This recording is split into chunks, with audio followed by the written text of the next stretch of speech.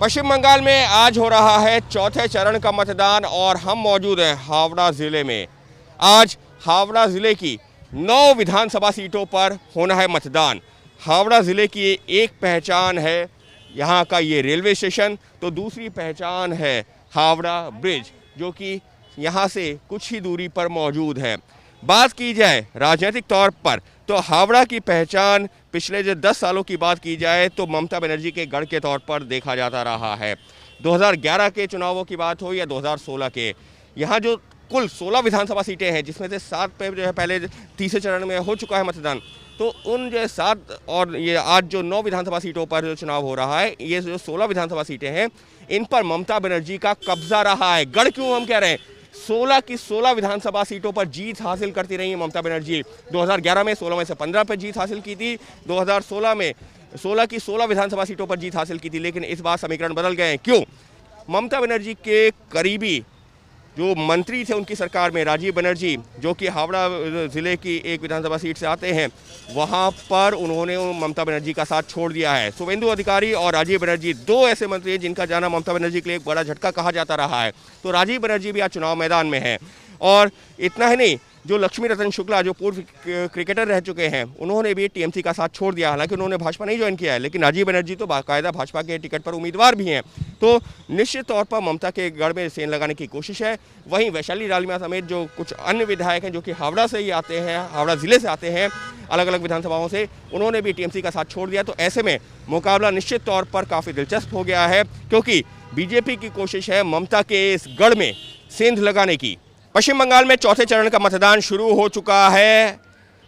हम मौजूद हैं हावड़ा ज़िले में। यहाँ की 9 विधानसभा सीटों पर आज हो रहा है मतदान, लेकिन चुनाव आयोग ने कोरोना काल में किस तरीके की गाइडलाइन जारी की हैं और उनका क्या असर हो रहा है वो भी आपको तस्वीरों में दिखाते हैं। देखिए, जो भी मतदाता अंदर जा रहे हैं उनको कुछ इस तरीके से ग्लव्स दिए जा रहे हैं कि आप ग्लव्स लीजिए, उसके बाद में अंदर अगर आपको जाना है तो बॉडी टेम्परेचर पहले थर्मल स्क्रीनिंग होगी, उसके बाद में सैनिटाइज़र का इस्तेमाल कीजिए और जब ऐसा हो जाएगा तभी अंदर जाने की अनुमति होगी।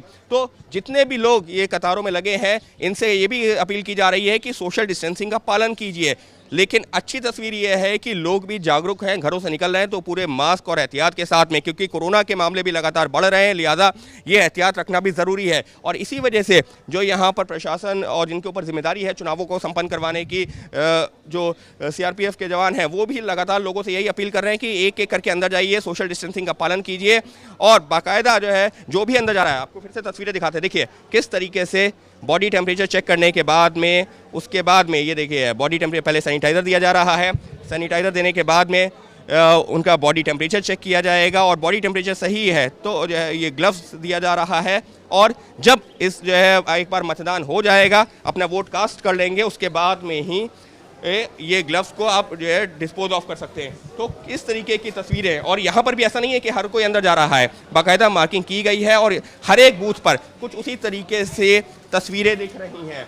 तो फिलहाल कुछ इस तरीके से पोलिंग बूथ के अंदर देखिए जो भी लोग हैं वो बाकायदा बिना मास्क के या फिर बिना जो है ग्लव्स के नहीं, ग्लव्स और जो यहाँ पर चुनाव अधिकारी बैठे हैं वो भी सब जो ये सुनिश्चित कर रहे हैं कि जो भी अंदर आए पूरा सैनिटाइज करके, ग्लव्स पहन के, टेम्परेचर चेक करवा करके। यानी साफ तौर पर कोरोना काल में चुनाव हो रहा है, ये भी अपने आप में एक बड़ी चुनौती है, लेकिन उस चुनाव को जो नियम है जो उनका भी पालन करके संपन्न करवाया जाए, इसका भी पूरा इंतजाम किया जा रहा है। और यहाँ पर जो एक अच्छी तस्वीर देखने को मिल रही है पूरे पश्चिम बंगाल में चुनावों के दौरान की महिलाओं की सहभागिता काफ़ी अच्छी संख्या में दिख रही है। जितने पुरुष मतदाता घरों से निकल रहे हैं उससे कहीं ज़्यादा बड़ी संख्या में महिला मतदाता, और आज भी इस चरण में, चौथे चरण में भी कुछ वही देखने को मिल रहा है। देखिए किस तरीके से महिला मतदाता सुबह से घरों से निकली हुई है, अपनी बारी का इंतज़ार कर रही है, क्योंकि सोशल डिस्टेंसिंग का भी पालन करना है, लिहाजा अपनी बारी का इंतज़ार कर रही हैं। अगर जो है उम्र दराज महिलाएं हैं तो उससे भी फ़र्क नहीं पड़ता, वो भी जो है लगी हुई हैं, कतारों में लगी हुई हैं। और महत्वपूर्ण ये है कि लोग अपनी बारी का इंतज़ार कर रहे हैं सुबह से ही। भले ही मतदान 7 बजे से शुरू होना था, लेकिन लोग जो 5 बजे 6 बजे से घरों से निकले हुए थे। और फिलहाल अगर आप किसी भी बूथ पर जाएं तो वहां पर आपको महिला मतदाता की संख्या फिलहाल ज़्यादा ही नज़र आ रही है और निश्चित तौर पर लोकतंत्र के लिए ये एक बहुत अच्छी तस्वीर है।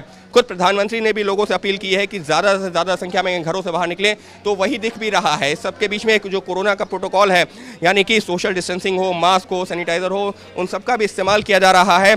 लेकिन निश्चित तौर पर लोकतंत्र के लिए ये एक अच्छी तस्वीर, वो भी उस प्रदेश से जहां पर लगातार हिंसा की खबरें, हिंसा की तस्वीरें सामने आती हैं, लेकिन ऐसे सब के बावजूद लगातार मत प्रतिशत भी अच्छा है, यानी कि मतदान प्रतिशत भी अच्छा है और उसमें महिलाओं की सहभागिता तो निश्चित तौर पर एक अच्छी तस्वीर कही जा सकती है। कैमरा पर्सन बैजनाथ के साथ अंकित गुप्ता, एबीपी न्यूज़, हावड़ा जिला।